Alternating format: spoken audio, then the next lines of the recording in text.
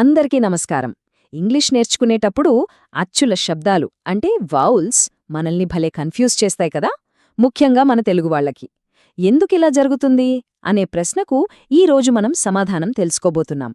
రండి, ఈ ఇంట్రెస్టింగ్ పజిల్ను కలిసి సాల్వ్ చేద్దాం. అవును, ఈ ప్రశ్నలు మనందరికీ ఎదురయ్యేవే. ఒక్కసారి ఆలోచించండి.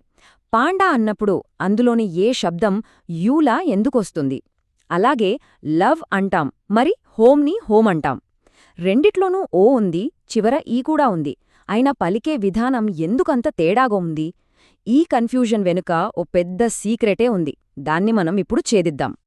సరే, ఈరోజు మన ప్రయాణం ఎలా సాగుతుందో చూద్దాం. ముందుగా అసలు ఈ వొవెల్ పజిల్ ఏంటో అర్థం చేసుకుందాం. ఆ తర్వాత స్క్వా, అంబ్రెల్లా అనే రెండు చాలా ముఖ్యమైన సౌండ్స్ గురించి తెలుసుకుంటాం. వాటి మధ్య తేడా ఏంటో చూసి చివరగా మన ఉచ్చారణను ఇంప్రూవ్ చేసుకోవడానికి కొన్ని టిప్స్ కూడా తీసుకుందాం. మన తెలుగులో చూడండి, ఆ అంటే ఎప్పుడు ఆ శబ్దమే, ఈ అంటే ఈ శబ్దమే. చాలా సింపుల్. కానీ ఇంగ్లీష్లో మాత్రం కథ వేరేలా ఉంటుంది. ఏ, ఈ, ఐ, ఓ, యు ఇవి సందర్భాన్ని బట్టి రకరకాల శబ్దాలు పలుకుతాయి. అందుకే మనకు కన్ఫ్యూజన్. కాని కంగారు పడాల్సిన పనిలేదు. ఈ కన్ఫ్యూజన్లో కూడా ఒక పద్ధతి ఉంది. దాన్ని మనం పట్టుకుందాం. మరి ఆ రహస్య పద్ధతులేంటి?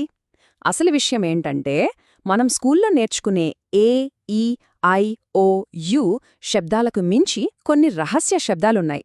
ఇంగ్లీష్ మాట్లాడేవాళ్లు వీటిని రోజూ వాడుతుంటారు, కాని మనకు వీటి గురించి ఎవరూ పెద్దగా చెప్పరు. ఆ రెండు ముఖ్యమైన శబ్దాల గురించే మనం ఈరోజు మాట్లాడుకోబోతున్నాం. ఓకే, ముందుగా మనం మొదటి రహస్య సౌండ్ గురించి తెలుసుకుందాం. దాని పేరు స్క్వా. పేరు కొంచెం వింతగా ఉంది కదా, కాని నమ్మండి, ఇంగ్లీష్ భాషలో అన్నిటికన్నా ఎక్కువగా వాడే వొవెల్ సౌండ్ ఇదే. దీనిని లేజీ సౌండ్ అని కూడా అంటారు. ఇంతకీ స్క్వా అంటే ఏంటి? సింపుల్గా చెప్పాలంటే, ఇది ఒక వొవెల్ సౌండ్ యొక్క శూన్యత. అంటే ఒక పదంలో ఒక అచ్చు మీద మనం పెద్దగా ఒత్తిడి పెట్టనప్పుడు అది చాలా బలహీనంగా, చాలా తేలికగా ఒక చిన్న శబ్దంలా పలుకుతుంది, అంతే. ఒక అచ్చు తన పూర్తి శబ్దాన్ని పలకడానికి బద్దకించినప్పుడు వచ్చే సౌండే ఈ స్క్వా అన్నమాట. ఇక్కడే అసలు ట్విస్ట్ ఉంది. కేవలం ఒక అచ్చు కాదు, ఏ, ఈ, ఐ, ఓ, యు ఈ 5 వొవెల్స్ కూడా ఈ స్క్వా సౌండును ఇవ్వగలవు. అందుకే మనకు ఇంత కన్ఫ్యూజన్. ఇది ఎప్పుడూ అన్స్ట్రెస్డ్ సిలబుల్లోనే వస్తుంది. అంటే దానిమీద మనం బలం పెట్టం. చాలా ఫాస్ట్గా, దాదాపు వినపడనంతగా ఉంటుంది. కాబట్టే దీన్ని అదృశ్య వొవెల్ అని కూడా పిలుస్తారు. సరే, కొన్నే ఉదాహరణలో చూస్తే ఇంకా బాగా అర్థమవుతుంది. ఇప్పుడు నేను చెప్పబోయే పదాల్ని జాగ్రత్తగా వినండి. పూర్తి శబ్దం కోసం కాదు.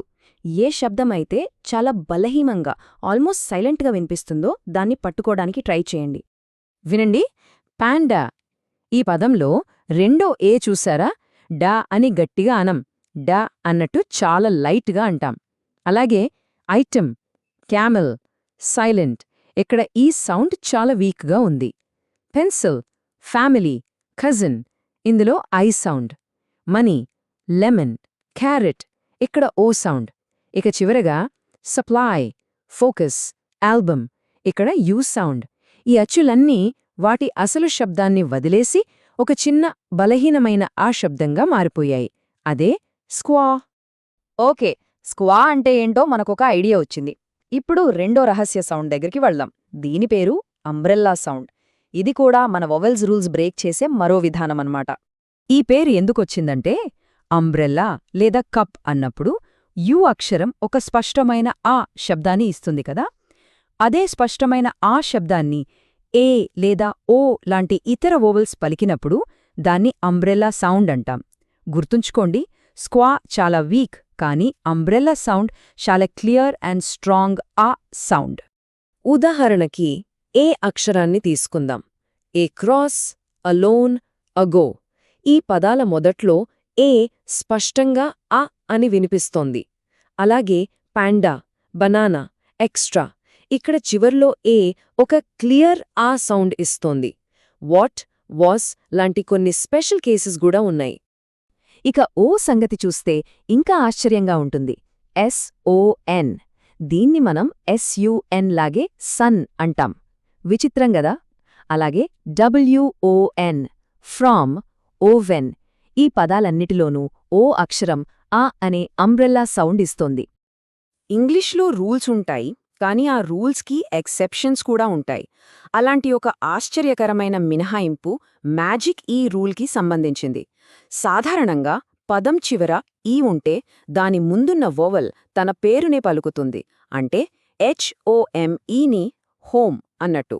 కానీ ఇక్కడ ఒక ట్విస్ట్ ఉంది. మన రోజూ వాడే ఈ పదాలు చూడండి. లవ్, కమ్, సమ్, నన్, అబవ్. వీటన్నిటినీ చివర ఈ ఉంది. కానీ ఇక్కడ ఓ అక్షరం ఓ అని పలకడం లేదు. అనే అంబ్రెల్లా సౌండ్ ఇస్తోంది. ఇది చాలా కామన్ ఎక్సెప్షన్. ఇది గుర్తుపెట్టుకుంటే చాలా ఉపయోగపడుతుంది. రైట్. ఇప్పుడు స్క్వా మరియు అంబ్రెల్లా సౌండ్, ఈ రెండిటిని ఒకసారి పోల్చి చూద్దాం. అప్పుడు మనకు తేడా ఏంటో ఇంకా క్లియర్గా తెలిసిపోతుంది. చూడండి, స్క్వా సౌండ్ అంటే చాలా తేలికైన, బలహీనమైన, ఆల్మోస్ట్ సైలెంట్ శబ్దం. బనానా అన్నప్పుడు మధ్యలో ఉండే సౌండ్ లాగనమాట. అదే అంబ్రెల్లా సౌండ్ అయితే చాలా స్పష్టమైన, క్లియర్ సౌండ్. కప్ లోని యూ లాగా, లేదా అబవ్ లోని మొదటి ఏ లాగా. ఒకటి చాలా లైట్, మరొకటి చాలా క్లియర్. ఇదే రెండిటి మధ్య ఉన్న ముఖ్యమైన తేడా. ఓకే, ఇప్పుడు మన దగ్గర 2 పవర్ఫుల్ టూల్స్ ఉన్నాయి, స్క్వా మరియు అంబ్రెల్లా సౌండ్. ఈ జ్ఞానంతో మన ప్రొనౌన్సియేషన్ని గందరగోళం నుంచి కాన్ఫిడెన్స్ వైపు ఎలా తీసుకెళ్లాలో చూద్దాం. ఇక నుంచి ఇంగ్లీష్ వినేటప్పుడు ఈ 3 సింపుల్ స్టెప్స్ ఫాలో అవ్వండి. 1. ఏదైనా వొవెల్ సౌండ్ కొంచెం తేడాగా, మనం నేర్చుకున్నట్టుగా లేదననిపిస్తే దాన్ని గమనించండి. 2. ఆ సౌండ్ చాలా ఫాస్ట్గా, బలహీనంగా, ఒక బద్ధకమైన శబ్దంలా ఉందా? అయితే అది స్క్వా అయ్యే అవకాశముంది. 3.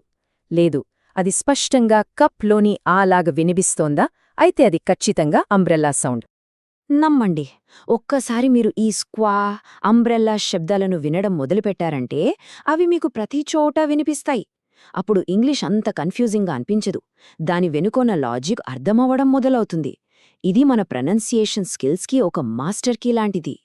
మరి మనం రోజూ వాడే పదాలలో ఈ సౌండ్స్ ఇంకా ఎక్కడెక్కడ ఉన్నాయో ఆలోచించండి. ఉదాహరణకి అబౌట్ లేదా ప్రాబ్లెమ్ లాంటి పదాలలో ఈ శబ్దాలను గుర్తించగలుగుతున్నారా? ఈ చిన్న అన్వేషణ ఇంగ్లీష్ భాషలో అర్థం చేసుకోవడంలో ఒక పెద్ద మార్పుకు నాంది పలుకుతుంది. ఈ లెర్నింగ్ జర్నీ ఇక్కడితో ఆగదు. ఇది కేవలం ఆరంభం మాత్రమే.